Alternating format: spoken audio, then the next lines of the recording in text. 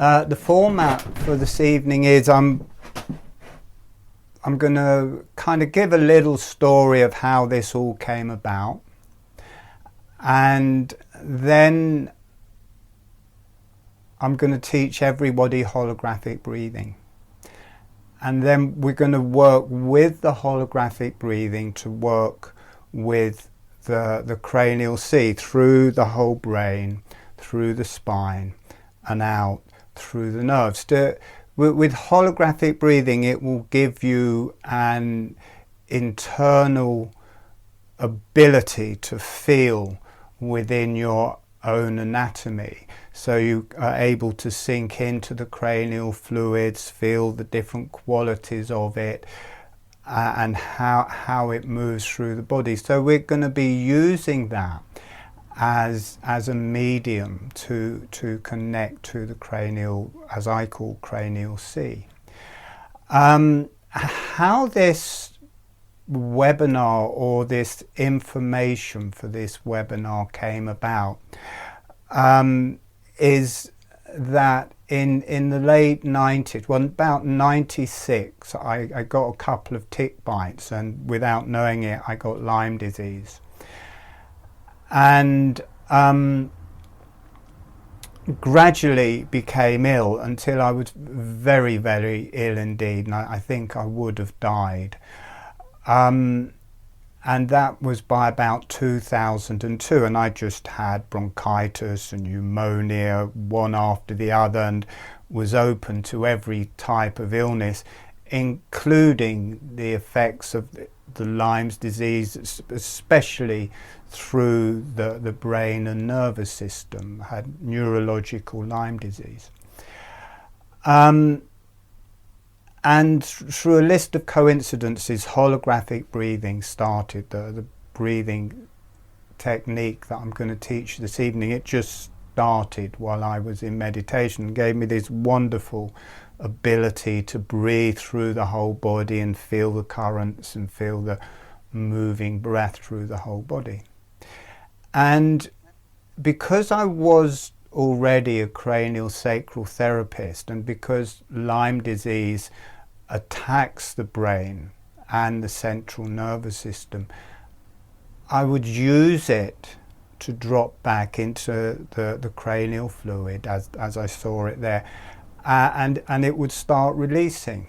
And my picture or my anatomy of the cranial fluid was from the anatomy books and from how I was taught in the cranial trainings. I did two full-length practitioner trainings, and that is that the cranial fluid's around the brain. There's a thin layer around the brain, thin layer around the spinal cord, and then there's, in the center of the brain, there's a couple of lateral ventricles. These are like spaces with cranial fluid, and then in the middle of the thalamus there's another third ventricle, and then the fourth ventricle comes down through the brainstem, and then there's a thin cord through the middle of the whole spine, and that is what I thought of as the cranial fluid.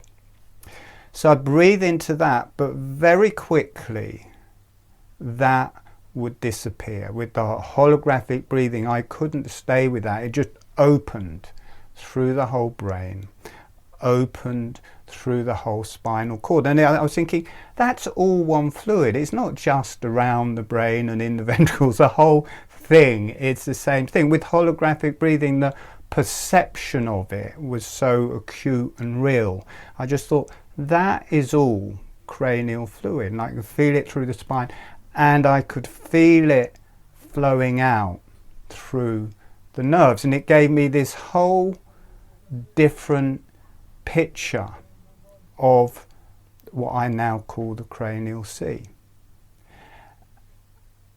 And as soon as I felt it like that, as soon as I felt it as one fluid through the whole nervous system and out through the nerves, suddenly my brain got the ability to detoxify itself, and my breath got deeper, and I could feel my brain off, because I felt these deep toxins in my brain that were just making me so tired from the Lyme's disease. I think it produces neurotoxins, and as I was breathing in that way with this just one fluid through the whole thing, and it's spreading out through the nerves, I could just feel my brain offloading and offloading, and I feel it traveling out through the nerves, and these toxins just going and going. And I started getting better from the Lyme disease. The toxic effect of the Lyme disease on my nervous system was just getting less, and I was getting my life back. You know, the holographic breathing came through at the same time as I had the diagnosis. I had Lyme disease, and I knew the scenario with Lyme disease. You know, you just get ill, and after a while you die basically. It gets misdiagnosed as MS, Parkinson's disease, Alzheimer's disease. And so this was like a straw for me to get better. And through all sorts of things, I did get better, or a lot better anyway.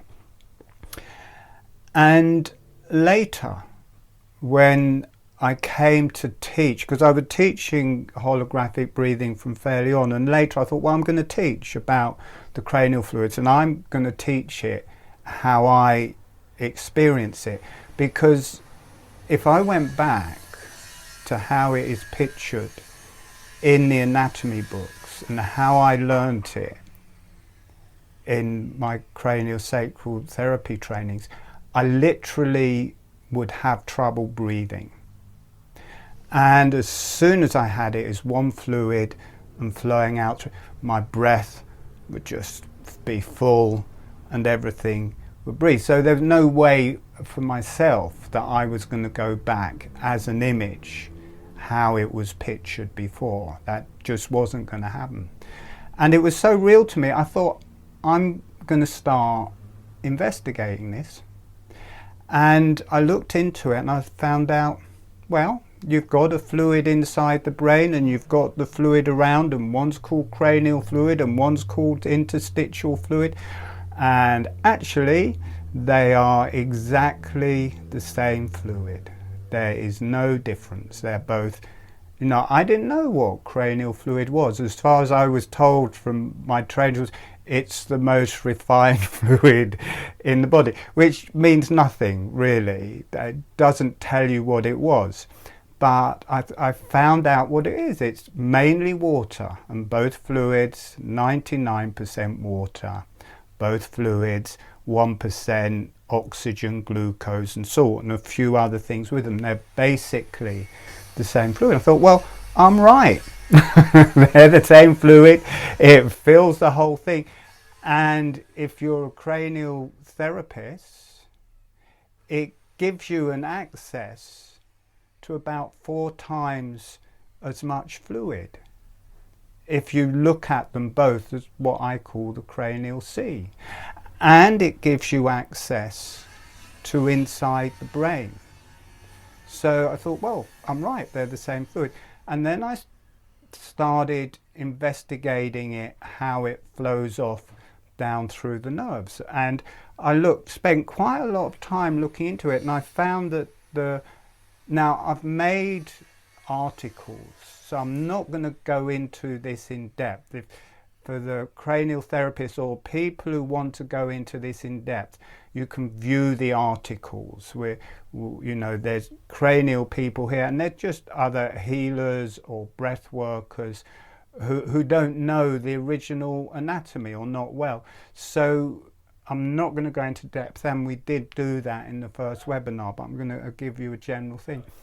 And I found out, one, there's nothing, absolutely nothing to stop this cranial sea flowing off down through the nerves. There's no membrane, there's just nothing to stop it. That can just happen. And secondly, I found very likely the myelinating glial cells, which are the myelin sheath, they join together when they go out through the nerves.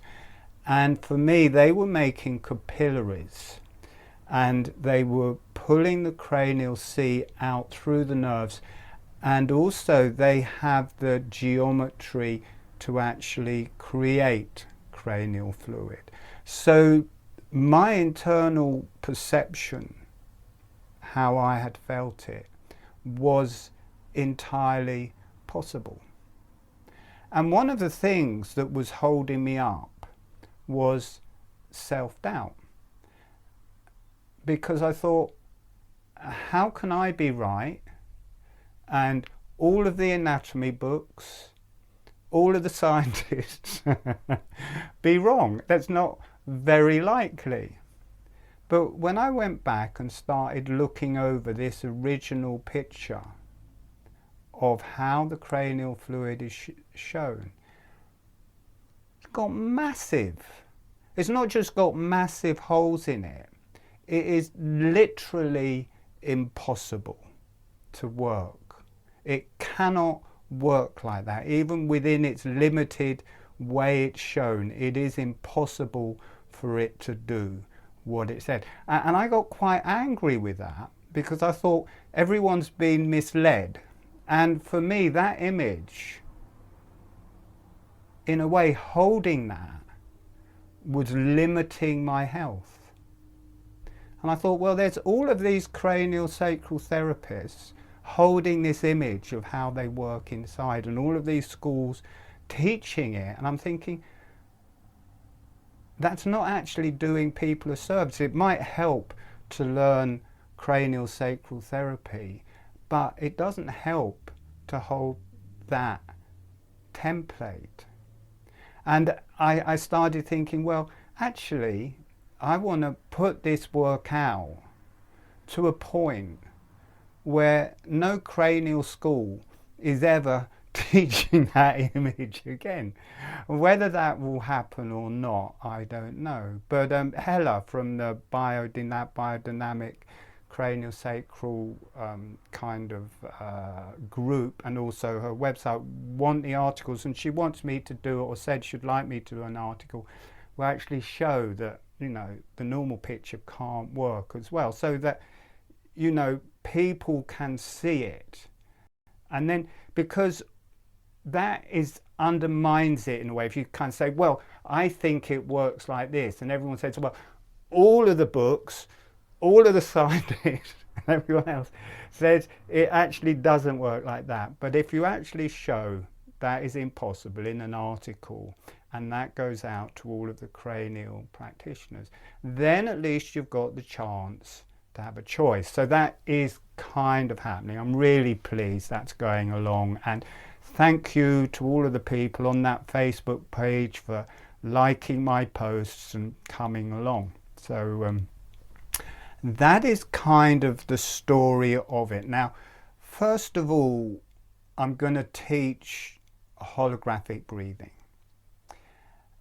and then we will go into a bit of the anatomy of it, and then we will work with the cranial sea through our bodies, and just to feel what it's like. And particularly I want to spend time working with this very precious area in the center of the brain, kind of the third eye complex, and how to work with the thalamus, the pineal gland, the hypothalamus, the pituitary gland, this whole area. I want to bring awareness and the cranial sea and the nutrition and the light to that area, just to open that up in a way.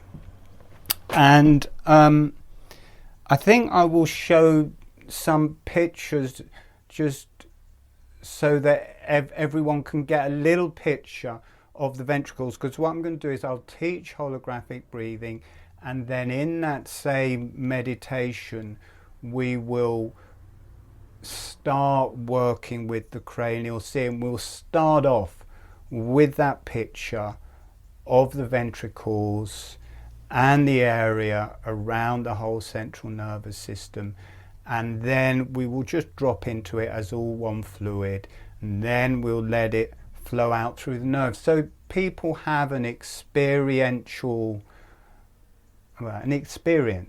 of what the different things feel like. And even if it were totally wrong, even if I've got the whole thing completely wrong, and it feels good to do that. Doesn't really matter. And if I have got it totally wrong, in a way it's quite good, because I don't have to go on this campaign to get everyone to do it the way that I'm saying. All right, let's just look at some, see if I've got some. Okay, hang on, there's the cranial sea. So the brain, is that the right way? I'm trying to see if I've got it the right way up, as if you could get it upside down. So notice, now the pictures didn't come out very well when I looked at the video last time, so hopefully you can actually see it. But the brain cells aren't close together. They're joined through tentacles to each other. They're like starfish and sea anemones and little weird fish and stuff. It's a fluid environment. This brain is 90% water, and the cranial sea in it is 99% water. And the cranial sea can just flow through these cells. There's nothing to stop it. If there's a tide to it, it can just flow through it. And here we have the edge of a ventricle. Now, the difference between the ventricle and here is the ventricle doesn't have all of these cells in it. So the ventricle is just cranial sea. And they're both. The cranial sea that's produced in the ventricles is exactly the same as the cranial sea produced in the body. They're 99% water. Now there is quite a big difference though, in that it is food. Cranial sea is food. It's oxygen and glucose.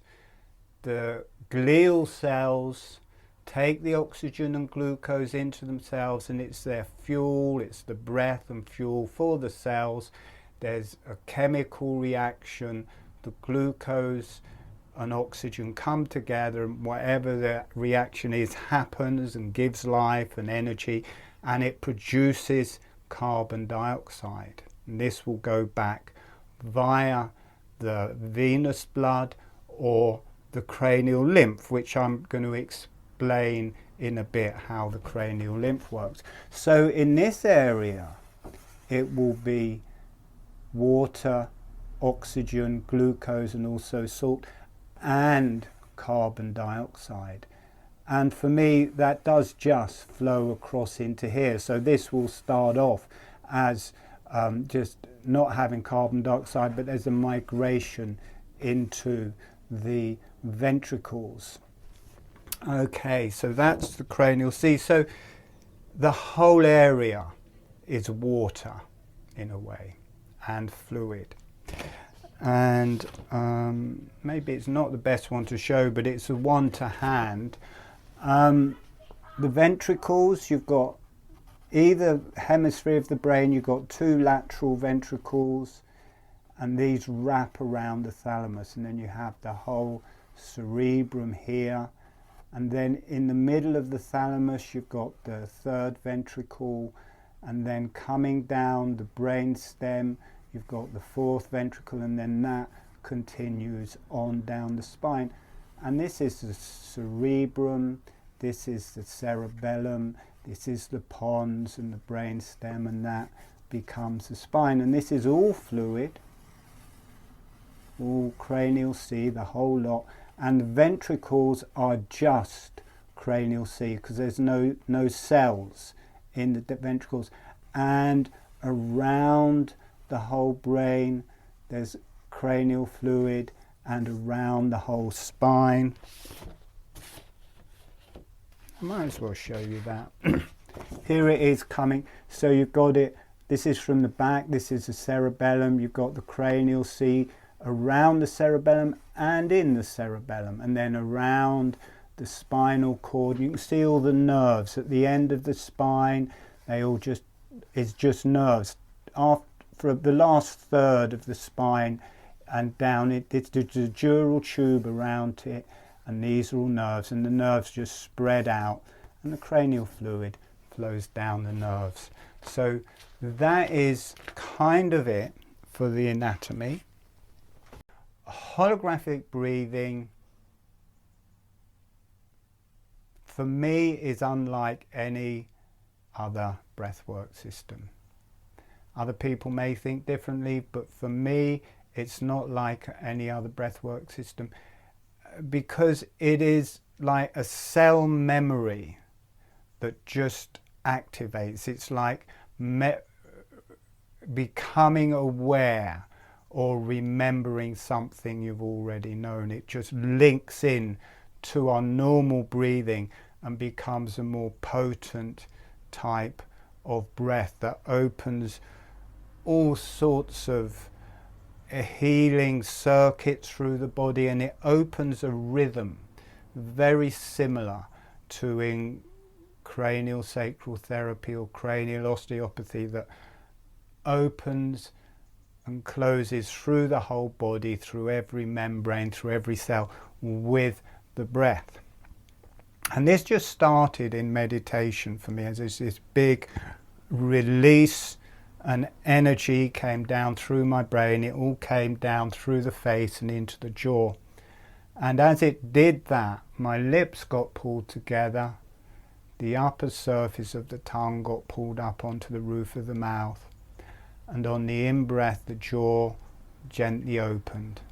On the out-breath the jaw just gently closed, and it moved up through my heart, because before that I'd been breathing with the maxilla to try and get the maxilla breathing, but as soon as that happened into the jaw, my whole face just naturally started breathing, and the whole cranium started breathing. It moved down through the spine, out through the whole body, and just went, and it just felt totally natural. I was just completely gobsmacked. I was thinking, what is that? Where did that come from?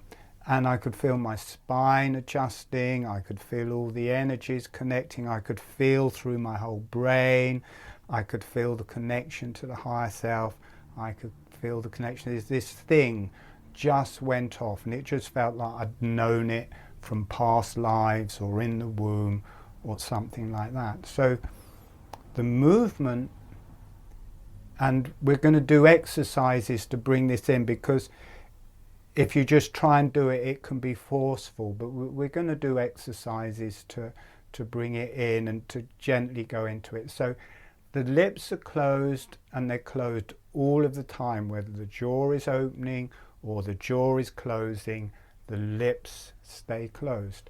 The tongue is on the roof of the mouth all of the time. And then within that, the breath is through the nose, jaw gently opens on the in-breath, and it's a small movement, 2 or 3 millimeters, gently opening on the in-breath, gently closing on the out-breath, and this integrates with all of the muscles from your normal breath, and gives you a breath through the face and cranium, and then that expands through the whole body. And at that point you can drop away from the motion in the jaw, because the breathing of the body will activate the motion in the mouth, and the motion in the mouth will activate the breathing in the body. It all integrates together and becomes one thing, and just opens up through the brain and the cranium. And what I'm going to do is I'm just going to demonstrate it for a few breaths, so that you can see how subtle it is, that the lips aren't moving, and that it's a small motion of the jaw, and that it's not a forceful thing, it's just very meditative. You may not even be able to see it.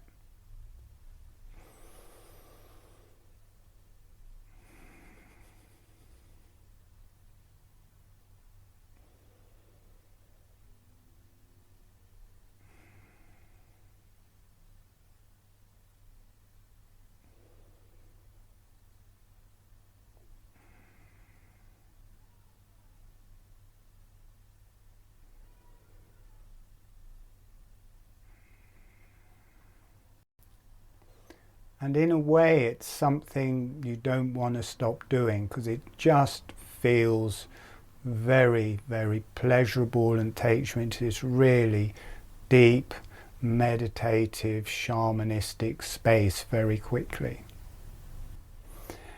And it's important to be aware while you're actually learning it. We will be going through specific exercises just to get all the different things right, and it becomes very relaxing, and people will quite often just pass out and miss bits. So when I'm teaching it to you, it's good to be seated and upright if it's your first time, so you don't actually pass out or miss bits, because if you miss bits, a miss is as good as a mile and you won't actually be doing it. And there's a particular point where we move the emphasis from the jaw to the breath through the nose, and it all turns into a very meditative type energy then. And it's really good to be aware through all of that and that change. And there are channels that are just coming in at the minute, at least for me there are. Wasn't just the breathing system that came to me. There was a connection to the higher self, higher energies, and I'm actually just going to talk those in a minute rather than pretend they're not there. There's this whole knowledge base and spiritual realm that this connects into, at least for me, and also people who learn it said it connects, yes, up to their higher self, higher beings, helpers, things to help heal yourself. And I knew it was natural when I first learnt it, because I would do it in my sleep. It wasn't just, and when it started for me, it didn't stop. I was just doing it all day. And when I was asleep, I was doing it in my sleep, and I'd wake up out of dreams. So I was doing holographic breathing. And there were these higher energies kind of teaching me all the different bits about the different energies. So there is a spiritual quality, and that does come through and to help when I'm teaching. I'm really quite happy about that, because it gives a whole different dimension to it. It takes a strain off me, which is quite nice really. I always enjoy when those energies come in and make their presence felt. Now we're going to do a little exercise, because one of the main things that happens is we get halfway through learning it and people start thinking, how is it possible to open your jaw and keep your lips closed? Obviously he's got it wrong. When the jaw opens, the lips also have to open. And so I'm just watching some of the things that people are saying.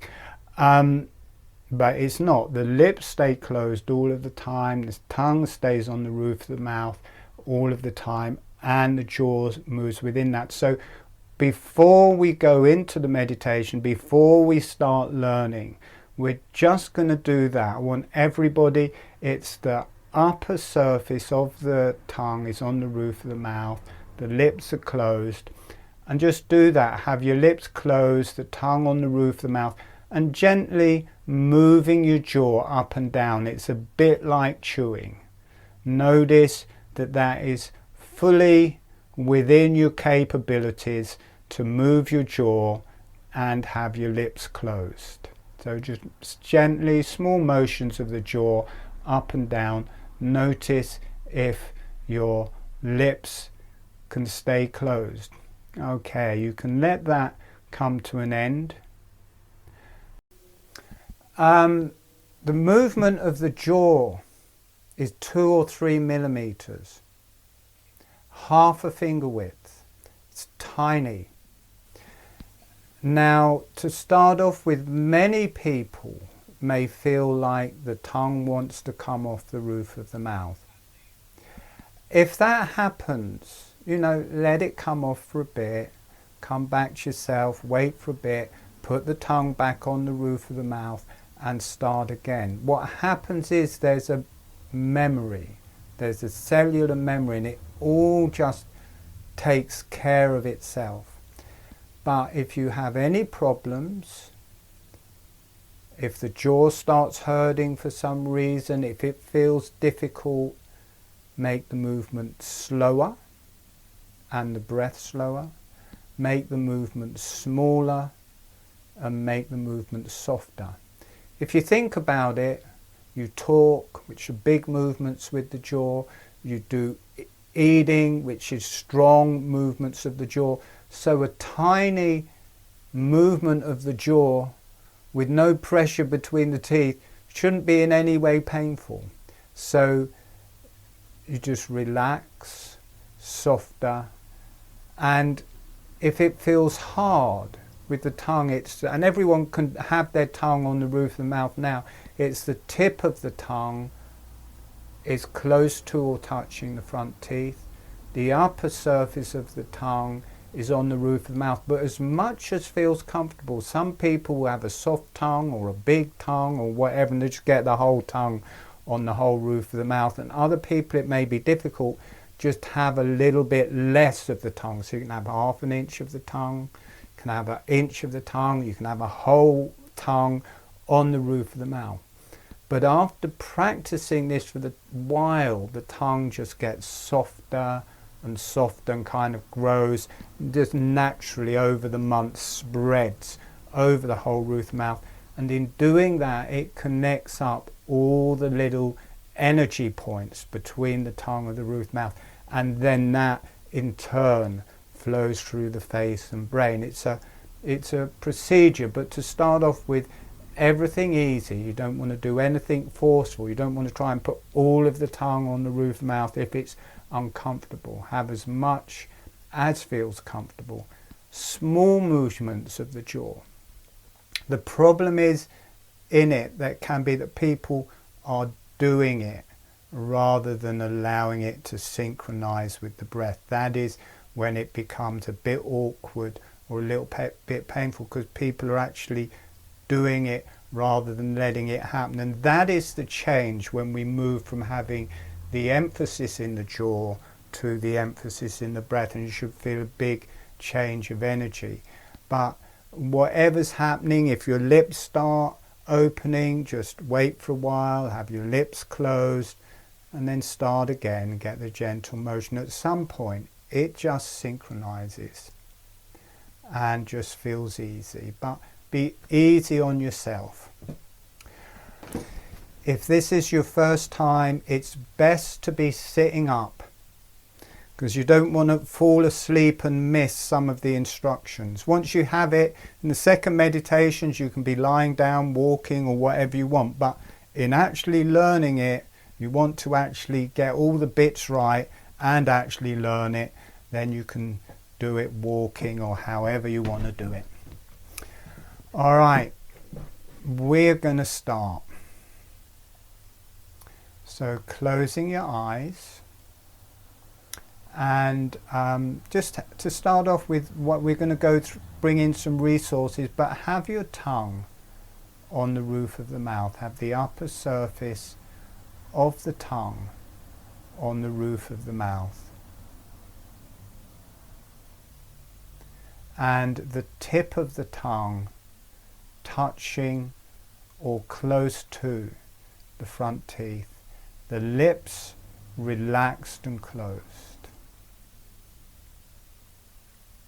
The breath is through the nose. Don't worry about the jaw movement yet. Just have your tongue relaxed on the roof of the mouth, your lips relaxed and closed, and the breath through your nose. Okay, we're going to bring in some resources.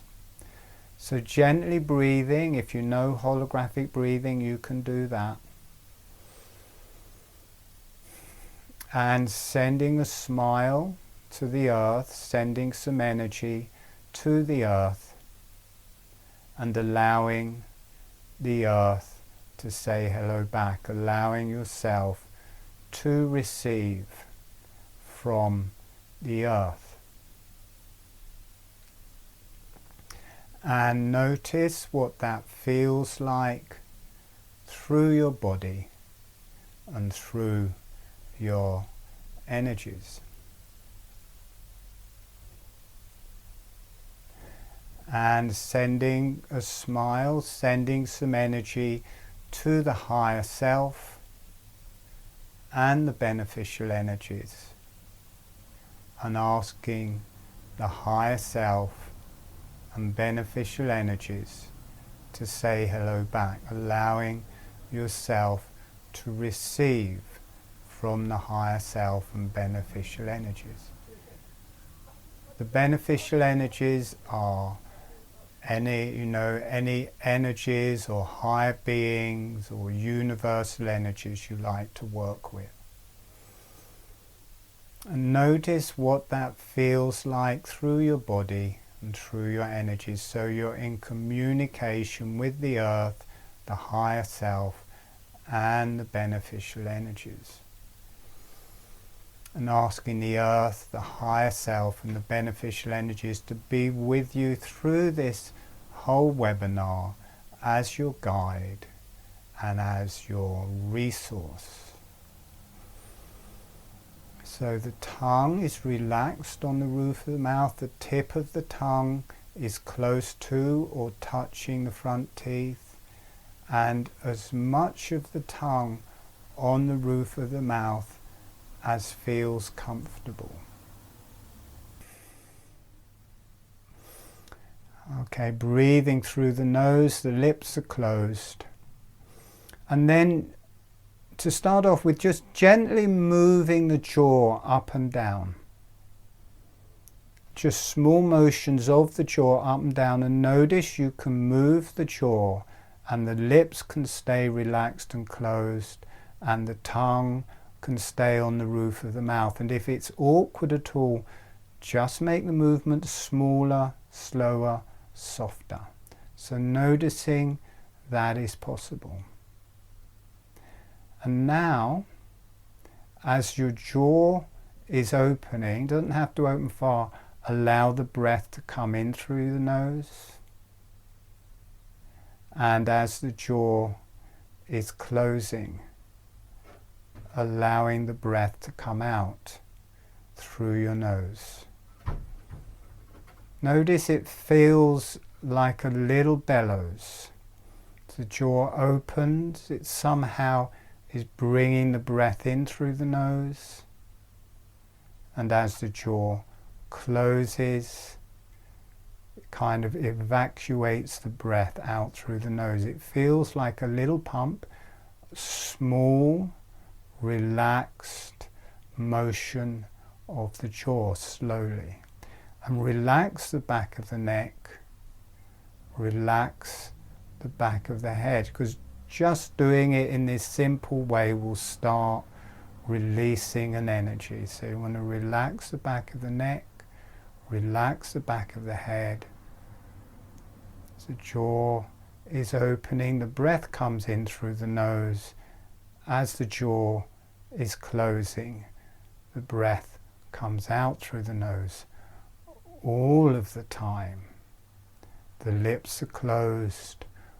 All of the time, the tongue is on the roof of the mouth. If anything feels awkward, smaller, slower, softer.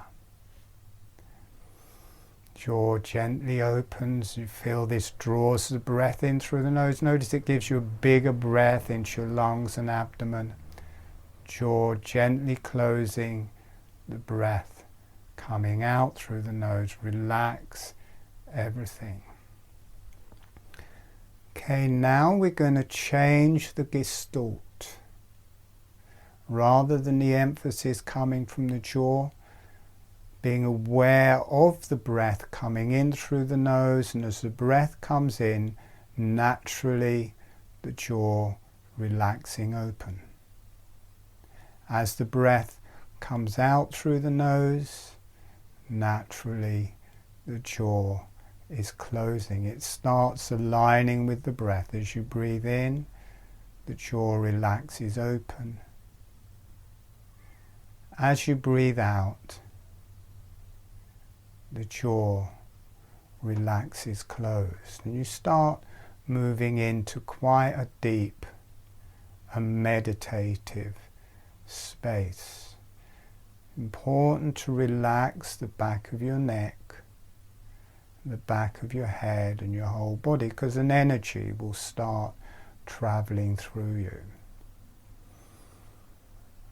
The lips are relaxed and closed, the tongue is relaxed on the roof mouth. You have this as a memory in your cells from suckling. It's like a subtle form of suckling. As the breath comes in through the nose, the jaw gently opens. As the breath comes out through the nose, the jaw gently closes, like suckling aligned with the breath.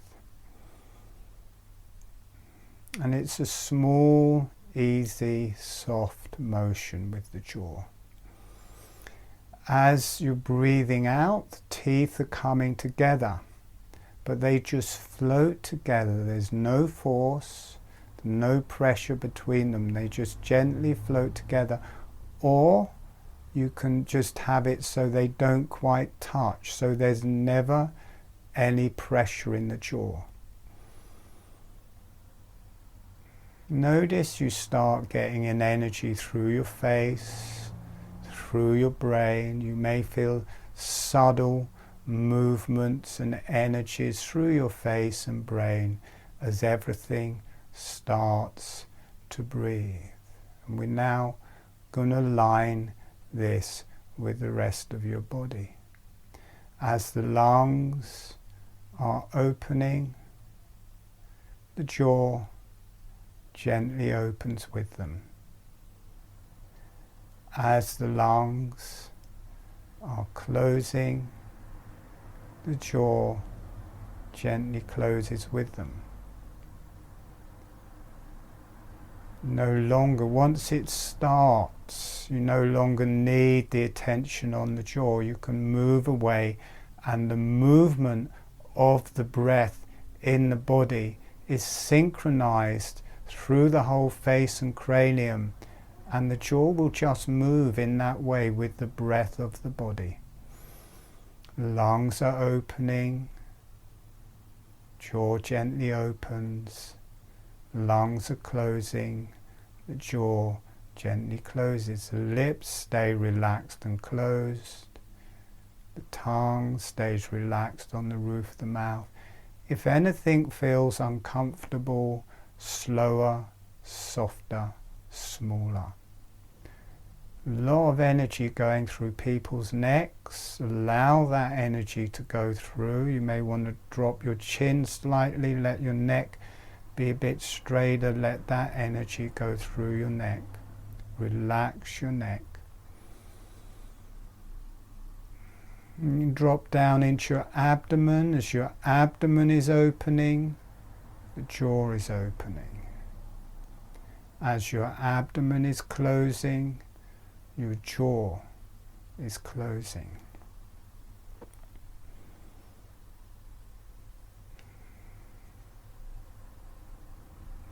As the whole torso opens, the jaw opens with it.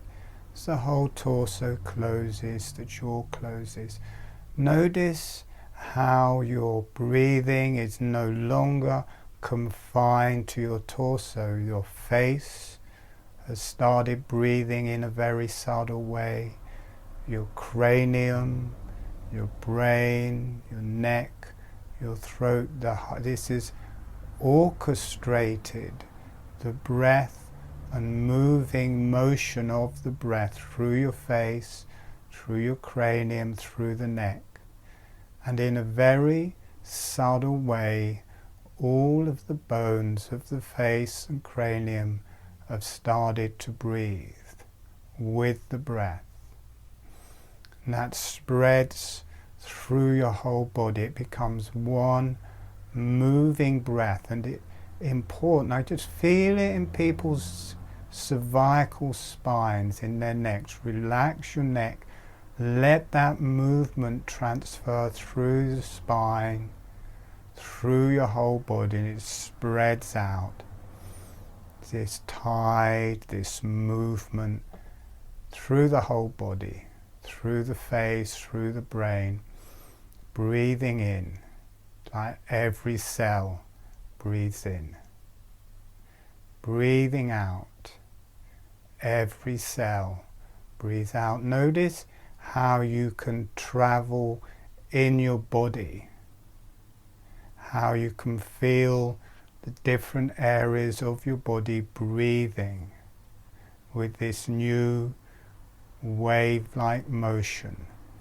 Everything opens, everything closes, and the jaw is integrated with that. The lips stay relaxed and closed, the tongue stays relaxed and on the roof of the mouth, and that transfers the movement from the jaw through the whole face and cranium. Is this relaxed seal in the lips, the relaxed seal of the tongue on the roof of the mouth. Is very subtle motion spreads through the face, the brain, the cranium, and whole body. And notice you get a deeper but softer breath through the whole of you. Allow your abdomen to breathe. Just gently breathing. I'm going to let people get used to that for a while, and then we're going to apply it to the cranial sea. So just gently breathing in that way. Let the jaw gently move with the breath. Notice how soft it is. Notice it's like a memory. It's not an exercise, it's a memory, or like riding a bike. Once you've got the knack, it just happens.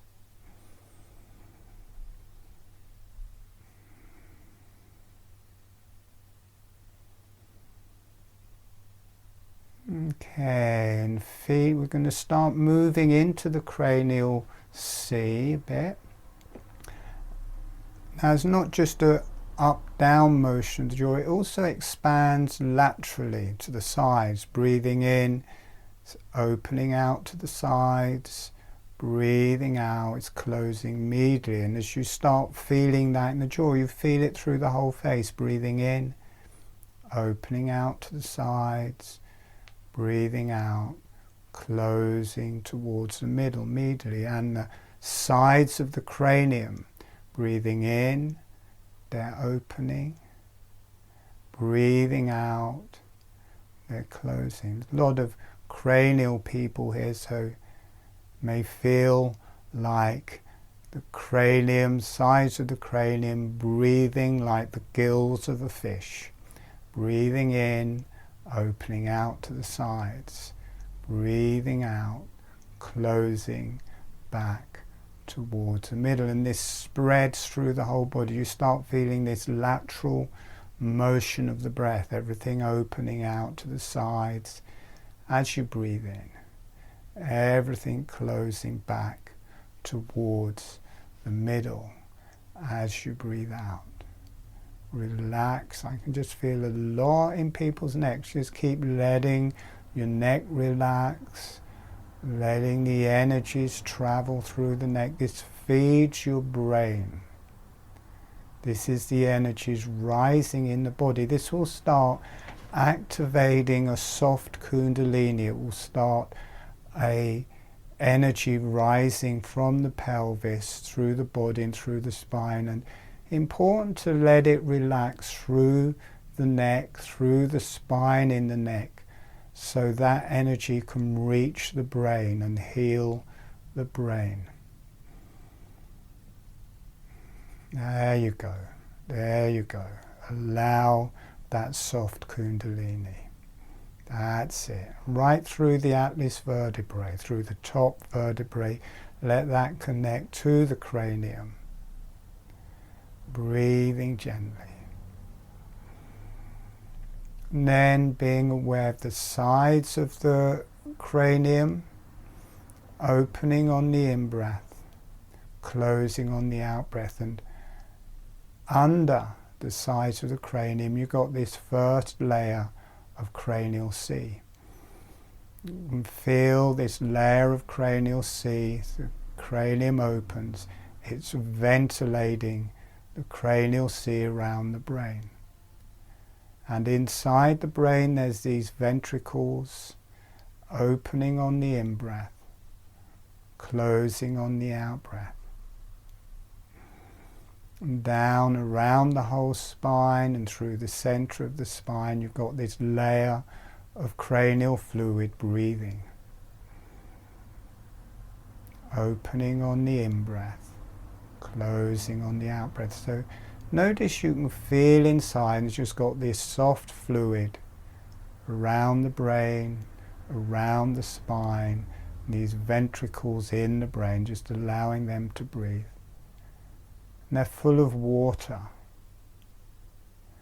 And then allow that to spread through the whole brain and the whole spine.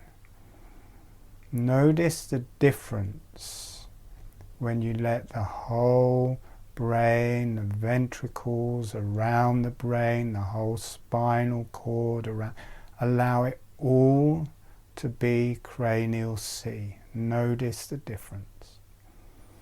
Notice if you can breathe more deeply when it's all one fluid, all moving together as one thing, one fluid flowing in and out of itself. Notice how nice that feels. It's still all contained within the spine and within the cranium. And notice what that confinement feels like, that it's not flowing out through the nerves. And now let that flow out through all the nerves, out through the cranial nerves into the face, out through the periphery nerves, out through the spine, and out through the whole body. Notice what it feels like as that fluid travels out through your nerves. So the brain is Cranial Sea, the spine is Cranial Sea, and you have Cranial Sea flowing out through your nerves. Notice how that feels in your breath.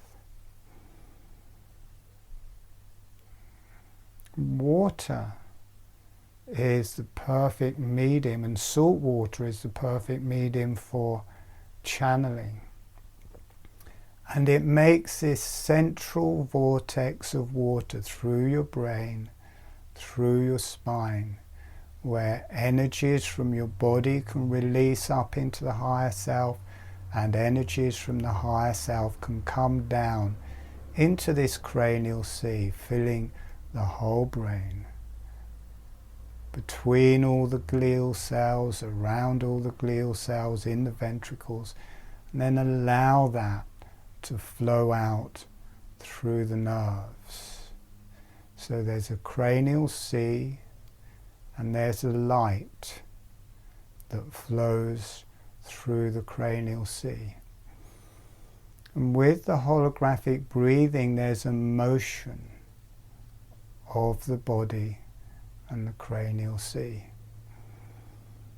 Just noticing that through your whole brain. Notice you can now feel inside your brain. Being aware of that fluid gives you a way of your being and your awareness flowing through, feeling and being in your brain. And down through your spine, out through your nerves.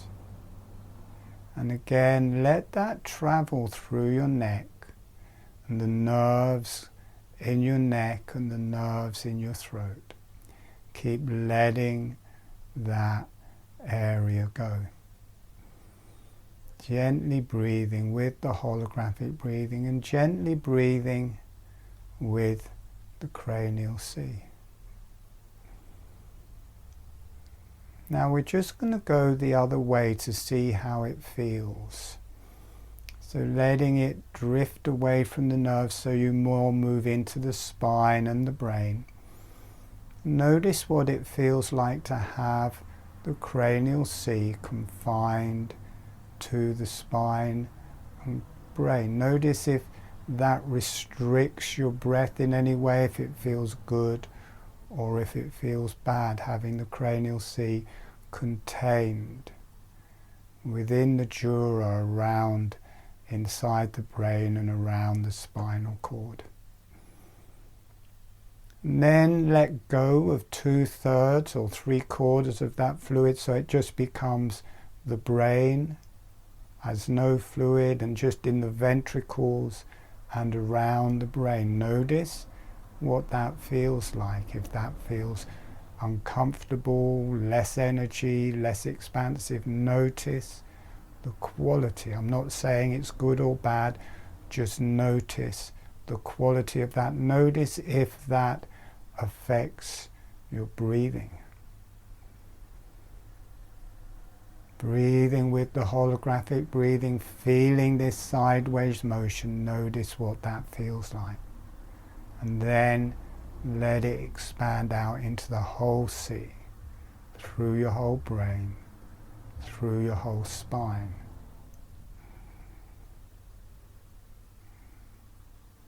Notice what that feels like. Notice if your breath is deeper, if it feels nicer. Notice if you now have a better access to your brain and the energies of your brain. Down inside your brain, you've got the brain stem and all of the cranial nerves and the vagus nerve, all the nerves to your face and your digestion, they come out of the brain stem, allowing the cranial sea to travel out through the cranial nerves.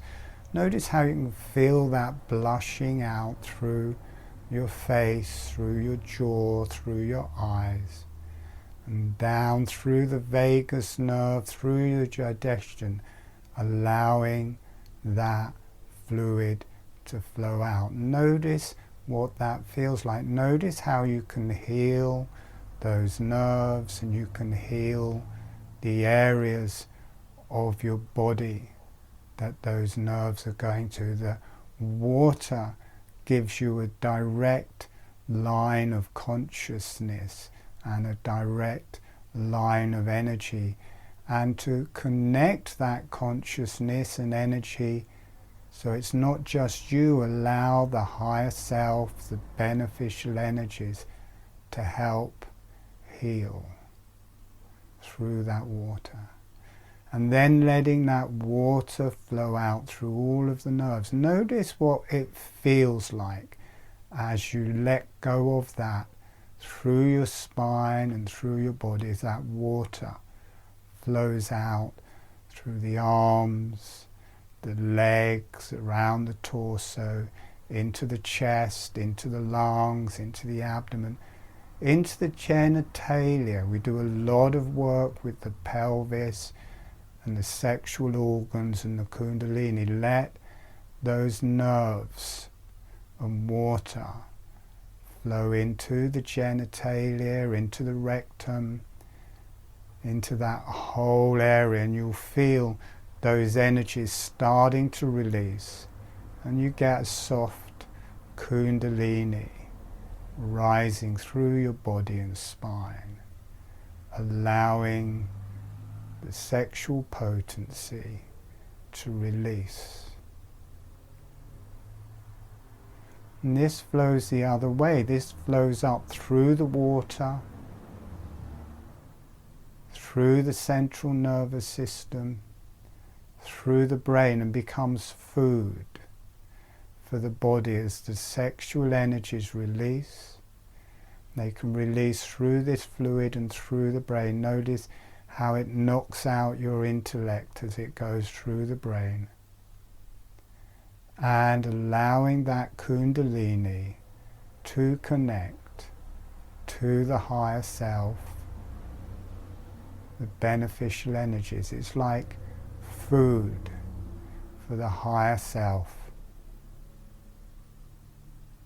and the higher energies, allowing that to go home. A big relief, and that will start adjusting your spine. You may feel your spine starting to release as that energy rises back up. Gently breathing with holographic breathing. So there's quite a lot releasing now, so just keep letting that potency in the pelvis release up through the spine, through your body, through your brain. Feeds your brain, feeds the higher centers.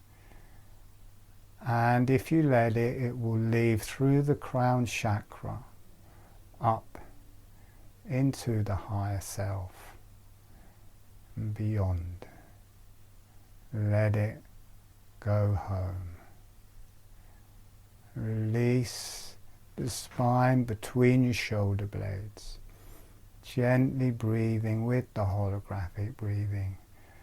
Letting these new found energies travel through your body and through your being. Gently breathing with the holographic breathing. Relax the throat. The throat is a lot to do with the channeling. Let your throat relax for those energies to come through.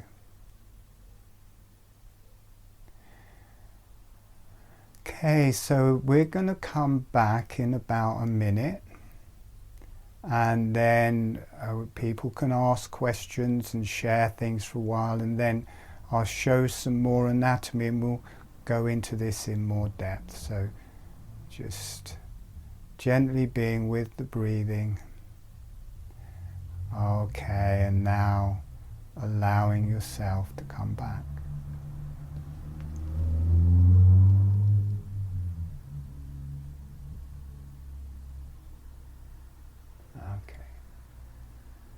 All right, anyway, we're going to carry on, and I'm going to just show a central principle that I want to explain. Now, in the body, the arterial blood, this is this red bit, the arterial blood flows out through the whole body, through the capillaries, goes out of the capillaries as nourishment for the cells. The cells create carbon dioxide, and that fluid flows back through the venous blood. So a lot of pressure in the arterial blood. There's 10 times as much pressure in the arterial blood as there is in the venous blood, because it's going through, I don't know how many, over 1,000 miles of capillary. I think it's 60,000 miles of blood vessels through the whole body, and I think it's 45,000 miles of capillaries. So the pressure goes right down, and there's 1/10 of the pressure in the venous blood coming back. So the venous blood is going very slowly, the arterial blood is going fast, so the venous blood can't take back all of the blood flow to the heart. And the rest of that fluid, this fluid in the middle, is the lymph, and that gets brought back through the lymph to the heart, because the venous blood can't take it all. The lymph is moving much slower. There's 4 times as much lymph traveling back to the heart as either the volume of the, kind of in space wise, the volume of the venous blood or the arterial blood. It's a big volume. The same dynamics are true in the brain and the nervous system. The arterial blood is coming very quickly. The venous blood is leaving very slowly. It can't take all of the fluid, and the rest is cranial lymph.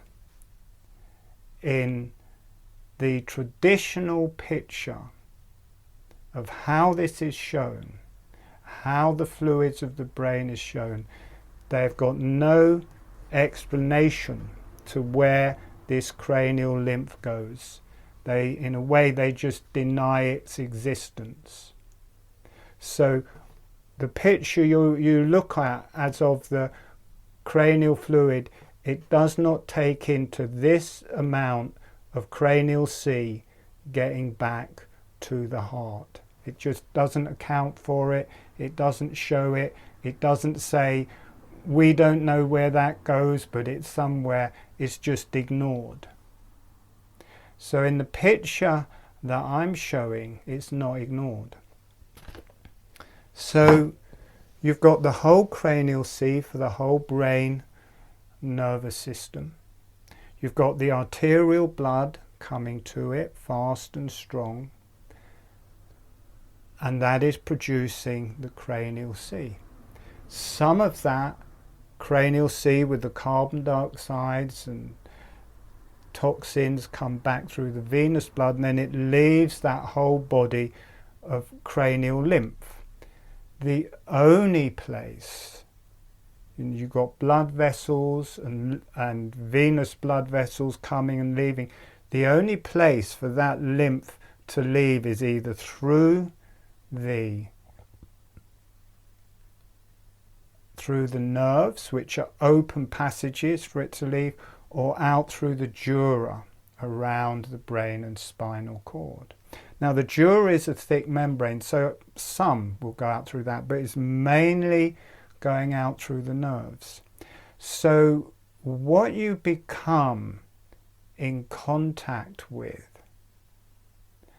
as the fluid is flowing out through the nerves, you become aware of the eliminative possibilities of the brain, because the fluid flowing out through the nerves is mainly this cranial lymph. So as soon as you're feeling that, it gives you this whole way for the brain to eliminate. Now when you're holding it all inside so that it can't come out through the nerves, you're denying the possibility of cranial lymph. And that picture you see of the central nervous system all sealed within the dura and not flowing out, that is denying the possibility of cranial lymph. It is saying that all of the fluid to the brain arrives in the capillary, in the arteries, and all of the fluid leaving the central nervous system is leaving in the veins, which is ludicrous and a lie.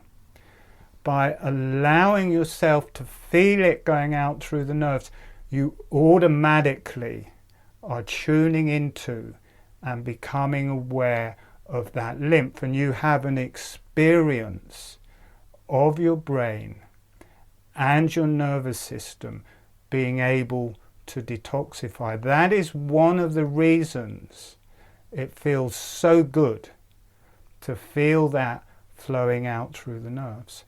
And also the experience I had of the Lyme's disease getting better, when I was just feeling the fluid around the brain and in the ventricles and not flowing out, it wasn't even in contact with the glial cells or the toxins within the brain. So one, you move into the brain, you've got all of this extra fluid and the toxins are in it, then you can feel it flowing out through the nerves, and suddenly you get a massive amount of more fluid, but also you get the experience of your brain and nervous system having a lymph system and being able to detoxify and breathe. That is why it's so important to let it flow out through the nerves. Also, the whole perception of cranial flow changes, because basically you've got all of this area and the blood is coming, the venous blood is leaving, and then you've got this whole body of fluid, the cranial lymph.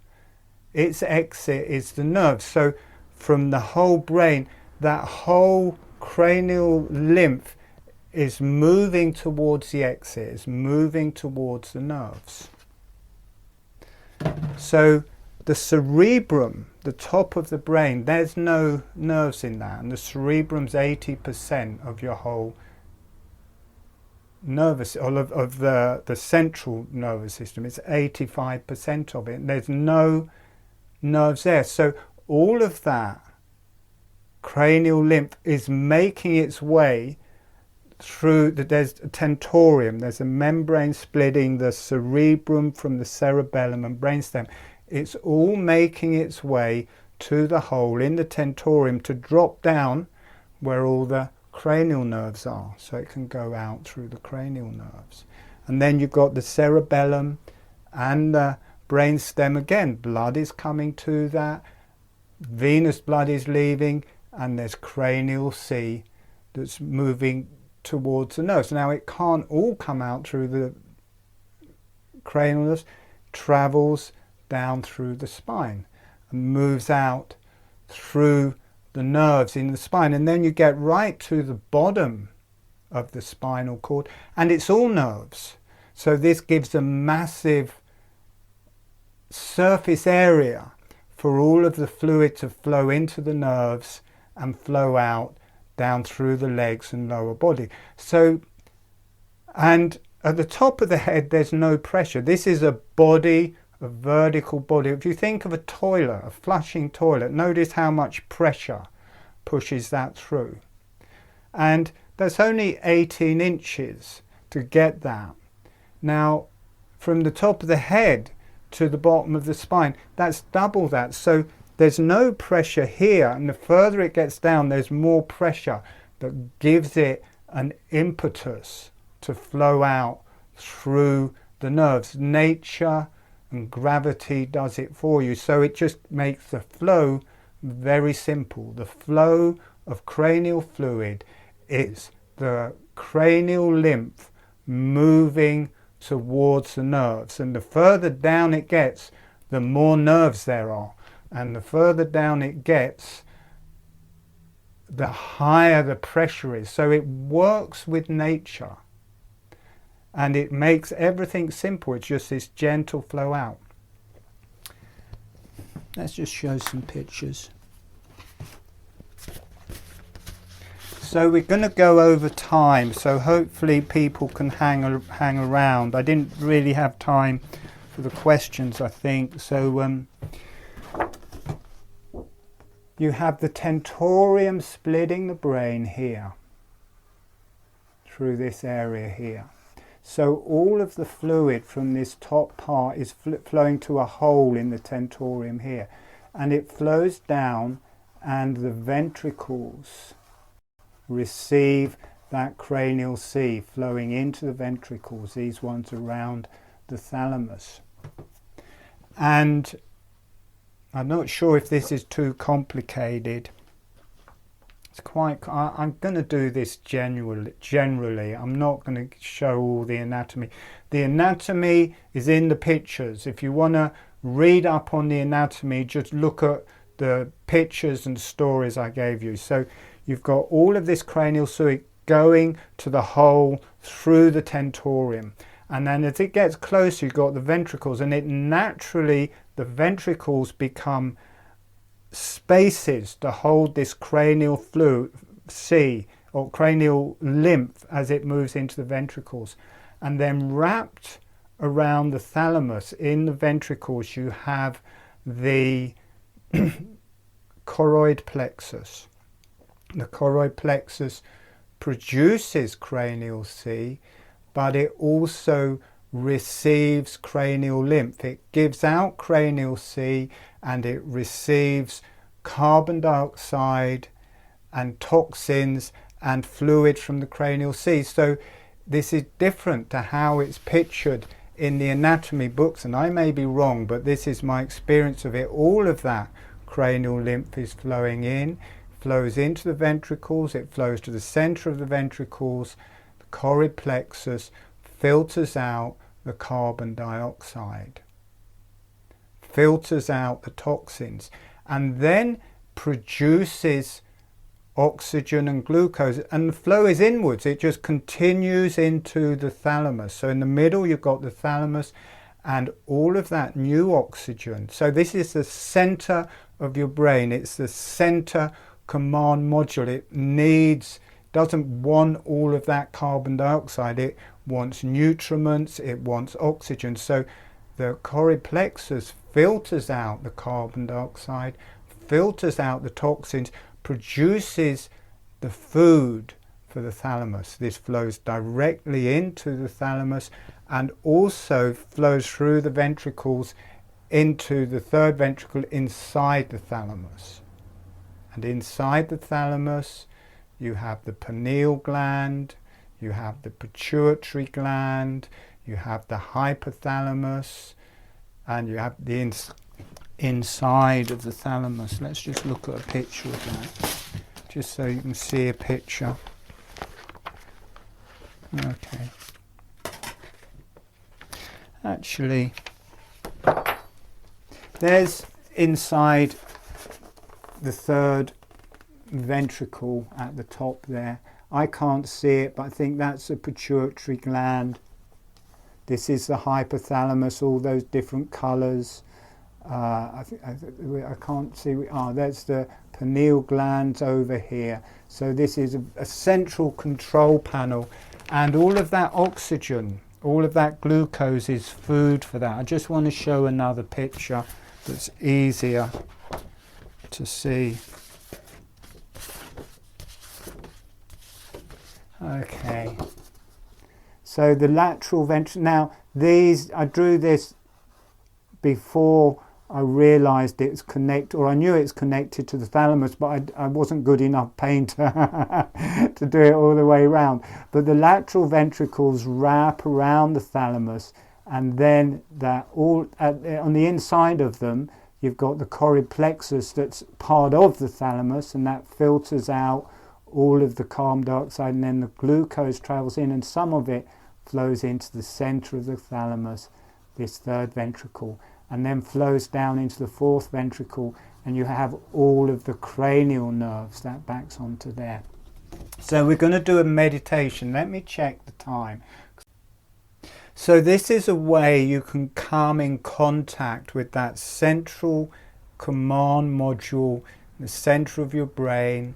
You can let all of the toxins come out. You can let it be fed with glucose, with oxygen. This is the way it happens everywhere else in the body. Wherever the oxygen and nutriments are produced, they come out of the blood, they're used instantly, they flow back into the venous blood and go off in the lymph. And it's the same with the choroid plexus. The oxygen, the glucose comes out, it's used for food. It is food. Cranial Sea, not only is it for energy to move through, it is food and breath for the cells, and it comes out. The glial cells are there waiting. They eat the oxygen, they eat the glucose, they breathe the oxygen, they produce carbon dioxide. So, sorry I'm rushing a bit, because I know I've got left behind a bit. So we're going to start with this area. We're going to feel that cranial sea moving towards the centre, and then the choroid plexus filtering out all of the carbon dioxide and then producing nutriments that will go into the centre, into the thalamus, flow into the third ventricle, inside the thalamus, all the pituitary glands, all of those workings, then come down into the brain stem, and there's more choroid plexus that will feed out through all the cranial nerves. Then it will flow down through the spine, spread out through the whole body, and you'll notice the relief as it flows out through the nerves, because this is finally that cranial lymph flowing out, and the toxins of the cranial lymph being able to release out through the body, and then that releases out through the nerves, taken up by the body's normal lymph, and then that gets taken out by the kidneys, the liver, or back to the heart. But the body takes those toxins, takes that carbon dioxide and eliminates it, and then gives a new batch of new blood to the brain, and the circle starts again. So I'm sorry I can't give time for any questions, but we're just going to go into that meditation. So, time to close your eyes and drop into the holographic breathing.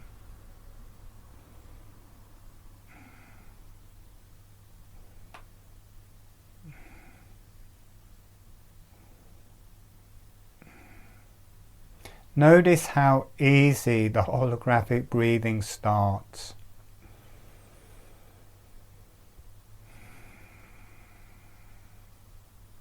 The lips are relaxed and closed, the tongue is relaxed and on the roof of the mouth. On the in-breath, the jaw is relaxing open. On the out-breath, the jaw is relaxing closed. Notice how you get this deeper breath moving through your whole body, this energy moving through your whole body.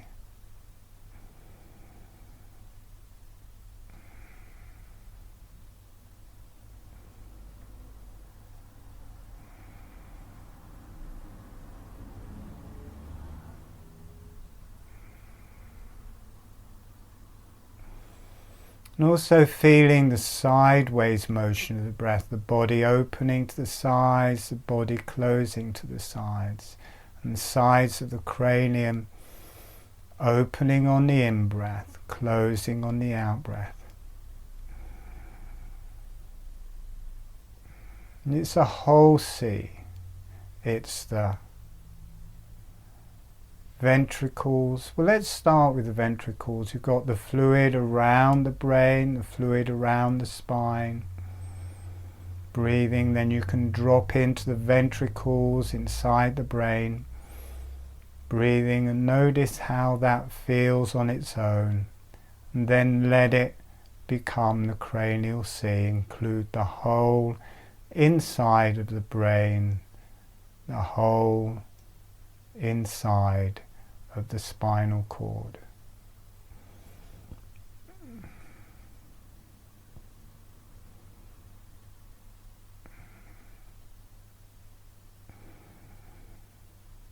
Allow that to breathe, and now let that flow off down through the cranial nerves, through the periphery nerves, through the spinal nerves. Notice how nice that feels, and notice how that gives you a feeling of allowing the brain to breathe, allowing the brain to eliminate as that fluid, because this is the cranial lymph flowing off down through the nerves.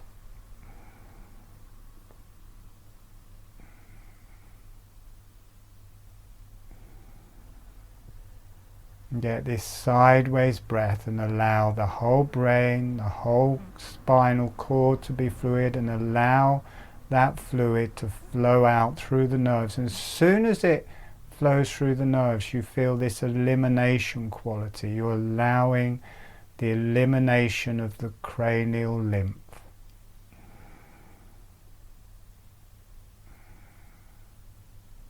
Again, I'm feeling it in my neck. Relax your neck.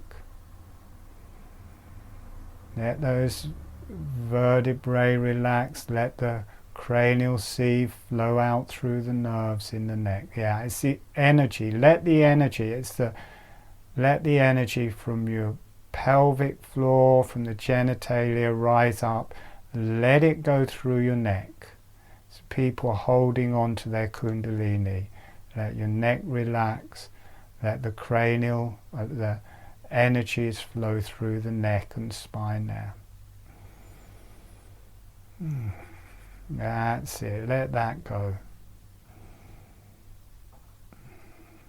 This feels more like a kundalini than a cranial sea webinar. Just keep letting your pelvis relax, letting the pelvis energies release up through the spine, through the neck, through the throat, through the brain.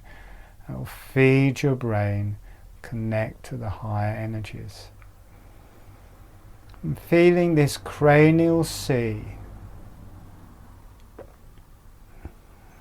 flowing towards the center of the cerebrum, the top half of the brain. This is the major part of the brain.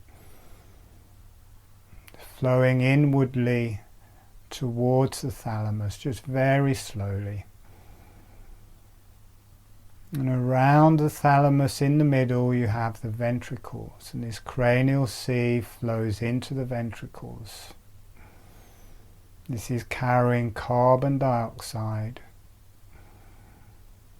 And then around the thalamus and the center of the ventricles is the choroid plexus, and this cranial lymph flows through the choroid plexus like layers of seaweed, and it takes out the carbon dioxide, it takes out the toxins, and it gives out oxygen, it gives out glucose, it gives out salt, and these flow into the thalamus, and this rich cranial sea flows into the body of the thalamus and starts feeding the thalamus. And where the ventricles and choroid plexus, they come into the top of the third ventricle in the middle of the thalamus, and this rich cranial sea flows into the third ventricle in the center of your thalamus. So you've got your whole thalamus being fed by energy, by oxygen, by glucose, by fluid, light, energy and food. And let that go into the thalamus, let the thalamus breathe. White light in the center of your brain. And then after a while this releases down into the brain stem below the tentorium, and you feel your cerebellum, the back of your head. This is the cerebellum, breathing, feeling your cerebellum, and the fluid, cranial lymph from the cerebellum is flowing forwards to this big wide ventricle in the brainstem. And as it flows into the fourth ventricle in the brainstem, this is full of choroid plexus. Choroid plexus filters out all of the carbon dioxide and fills the whole area with oxygen and glucose, and this flows forwards into the pons in front, the front of the brainstem, and into the cranial nerves, and becomes food for the nerves as they flow out. And you get the cranial lymph and the cranial fluid flowing out, feeding the cranial nerves through the face and through the body. Notice you can sit back into your cerebellum. You can feel this fluid flowing forwards and this light into the pons, into the cranial nerves. And these are flowing out. You've got the vagus nerve, you've got all the nerves through your face, cranium. Again, this is releasing in the cervical spine, allowing your cervical spine to release.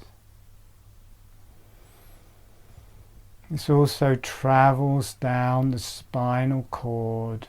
You've got the cranial sea flowing down around the spinal cord, through the spinal cord, through the center of the spinal cord, and the spinal cord is creating cranial sea, allowing the cranial sea to flow out through the nerves. Allow that to adjust your spine. And it flows down your spine and keeps releasing out through the nerves. Remember to do holographic breathing.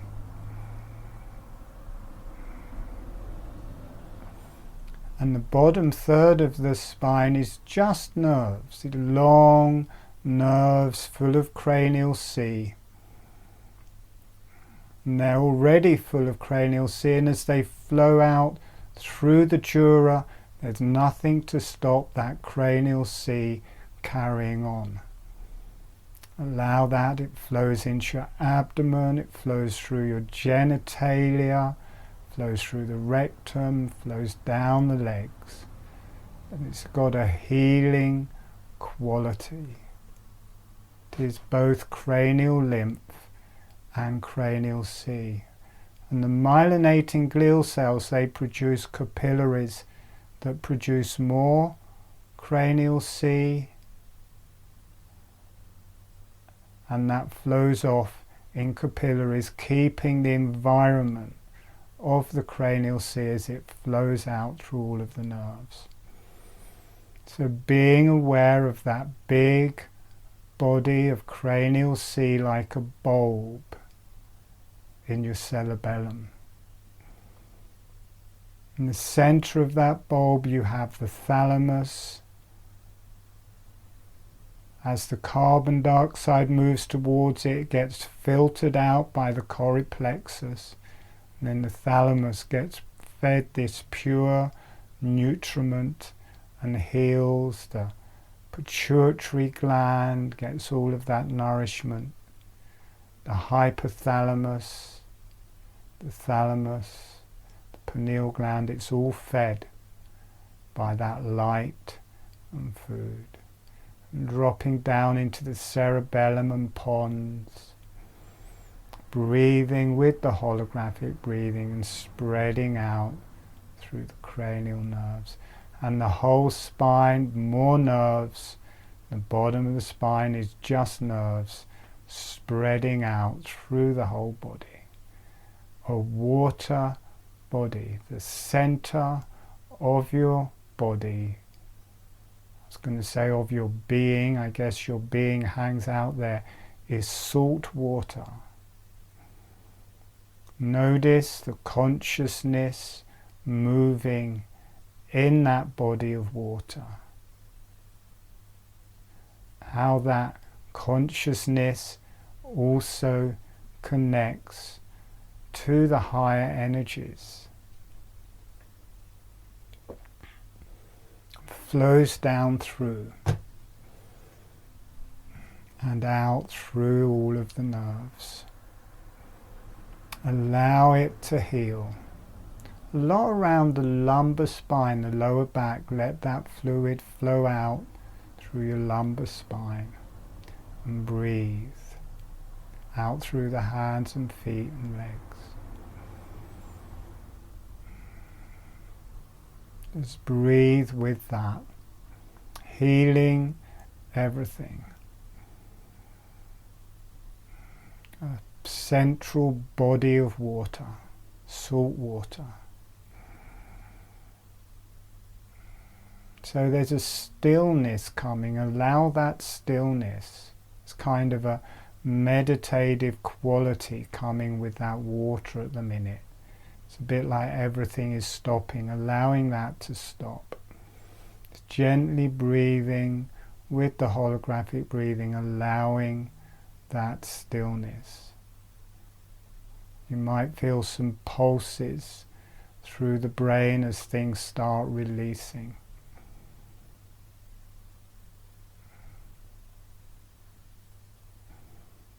There's kind of this stillness dropping into the group. Allow that still point. Breathe gently.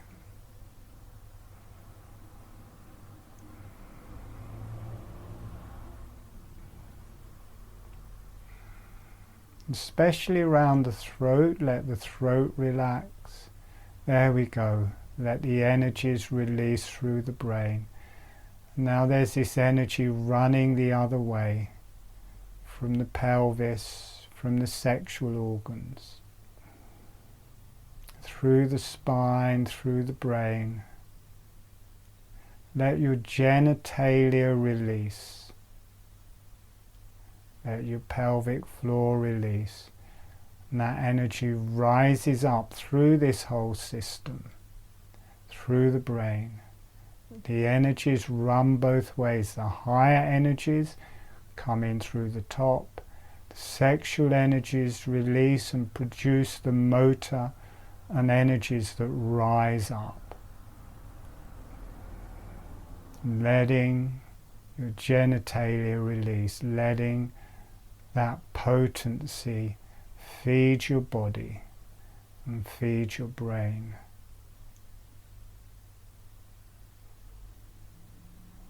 Let that release. That will heal through everything. Just this pervasive stillness dawning. Allow that stillness.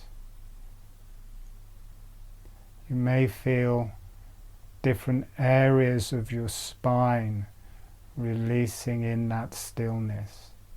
It's a bit like everything wants to rest. Allow everything to rest. It's this soft quality of kind of nothingness and stillness as you drop deeper into this energy layer by layer. And every layer you feel things releasing and letting go. Gently breathing with the holographic breathing, letting your brain go.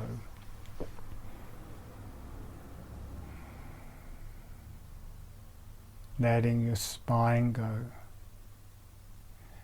And also allow yourself to be a channel. Let your throat go. Allow, in this stillness, allow yourself to listen to the higher intelligences.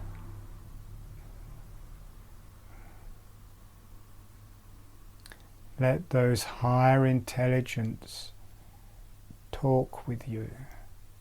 Again, letting the throat, a lot of this gets held in the throat, the communication with the higher energies. Let your throat relax. There we go. Letting the throat relax, the genitalia releases, and you get this communication. Let the shoulder blades relax. So you get the opening through the top of the head, connection with the higher self. Gently breathing, everything becomes very subtle, very soft. And your whole organism becomes an organism for speaking with God. Allow yourself to listen to the beneficial energies, to the higher realms, and you are part of that. You are a reflection of that, and that is the upper part of you. Allow yourself to connect with the upper part of you as a channel. Gently breathing with the holographic breathing, allow yourself to receive that communication. It may not be something you understand. It probably isn't something you understand. It's just arriving as an intelligence. Allow yourself to be with that intelligence, and very softly in the background your body is breathing with the holographic breathing.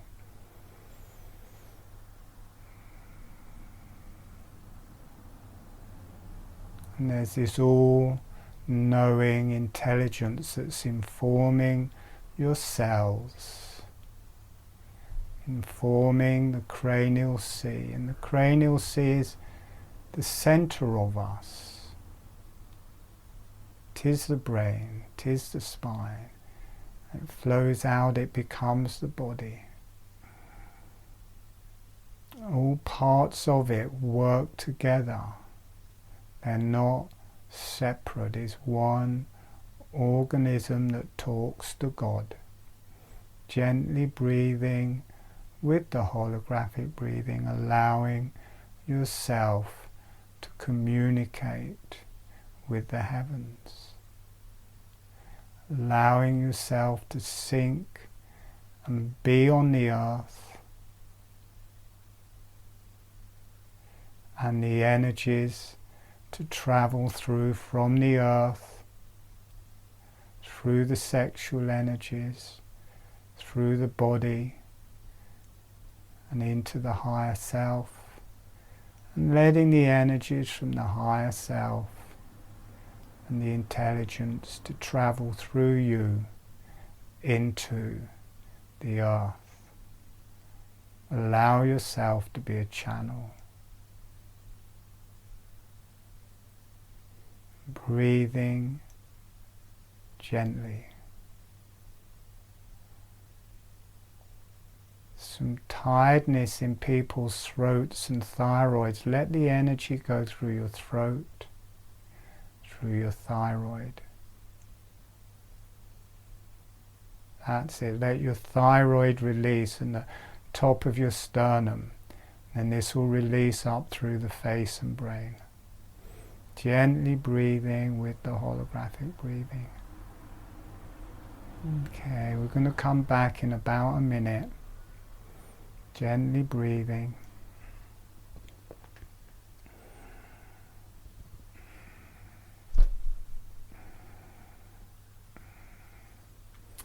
And sending a thank you to the earth. Sending a thank you to the higher self and the beneficial energies. And allowing the energy to go off for love and healing to the earth. For love and healing to the higher self and the beneficial energies.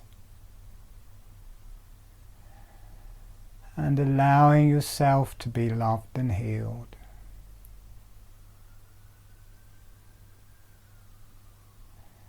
And allowing the energies to go out to all sentient beings for love and healing. And you are the sentient being, allowing yourself to be loved and healed. And when you feel ready, gently allowing yourself to come back.